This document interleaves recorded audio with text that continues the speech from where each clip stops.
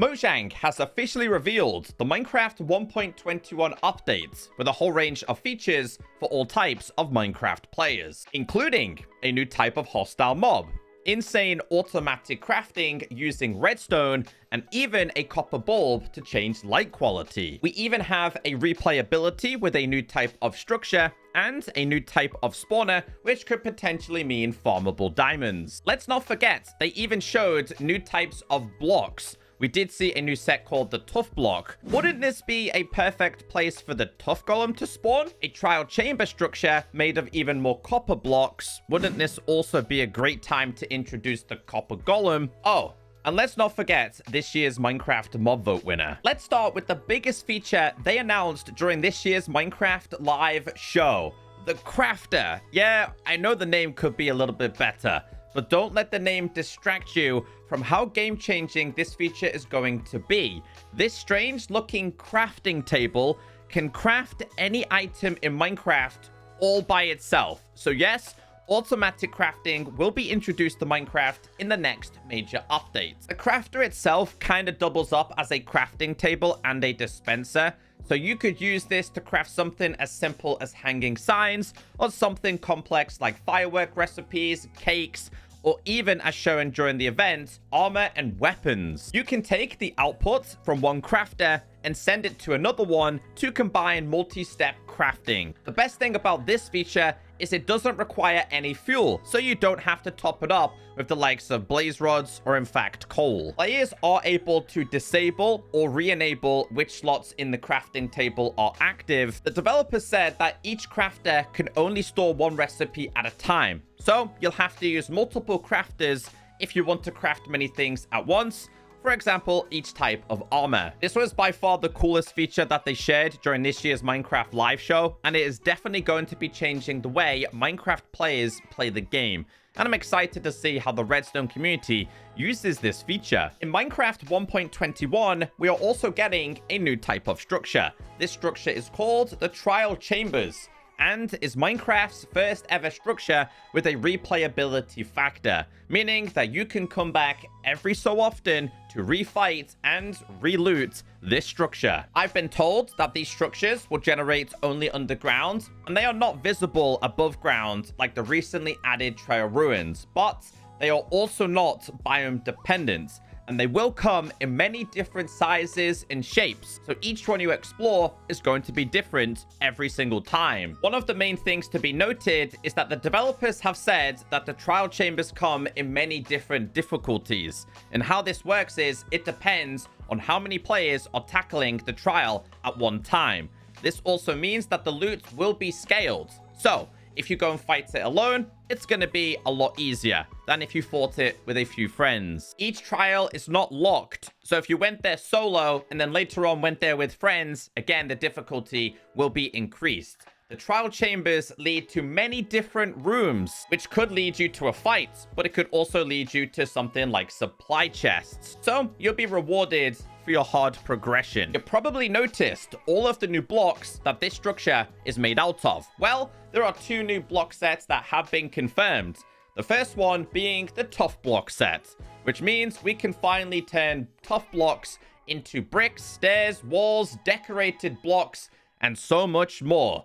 Meanwhile, copper is getting another upgrade, like the copper cheese grater. Jokes aside, I mean the great block, but also copper doors, trapdoors, and even a chiseled variation. But I have to admit, my favorite copper block that they are adding is called the copper bulb. This block is a new type of light source that can be deoxidized. It offers different light levels in your world, but yes, it can be used with redstone items. So basically, it starts off really dim, and if you tap it, it gets brighter and brighter.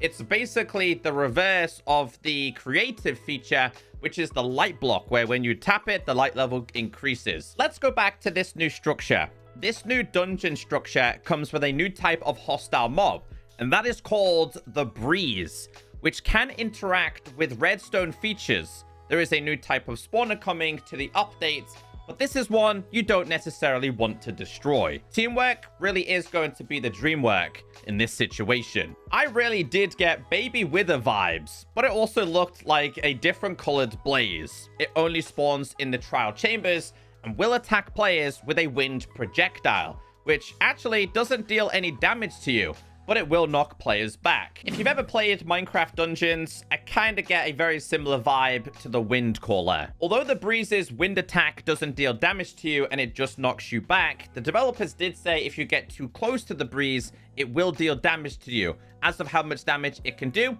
we haven't been told just yet. And if I know the Minecraft community, you are probably wondering, what is this mob going to drop? Well, Mojang is currently looking at what this could offer, but as of right now, nothing has been confirmed. Focusing a little bit more on the trial spawner. This is a new type of spawner that does get activated when players get a little bit too close for comfort. So far, we know the trial spawner will produce the Breeze mob, Strays, but hopefully more mobs will be spawning here. King B-Dogs did say this one is surrounded by ice blocks, so that means strays will spawn. So maybe if it was surrounded by bone blocks, skeletons could spawn, and so on and so forth. Now remember, the more players that challenge the spawner, the harder it is to defeat. So for example, if 5 players decide to take this on, it will detect 5 players in that area, producing 5 lots of loot for each player. Well, unless you're playing with someone with sticky fingers. But don't worry, because if your friends do have sticky fingers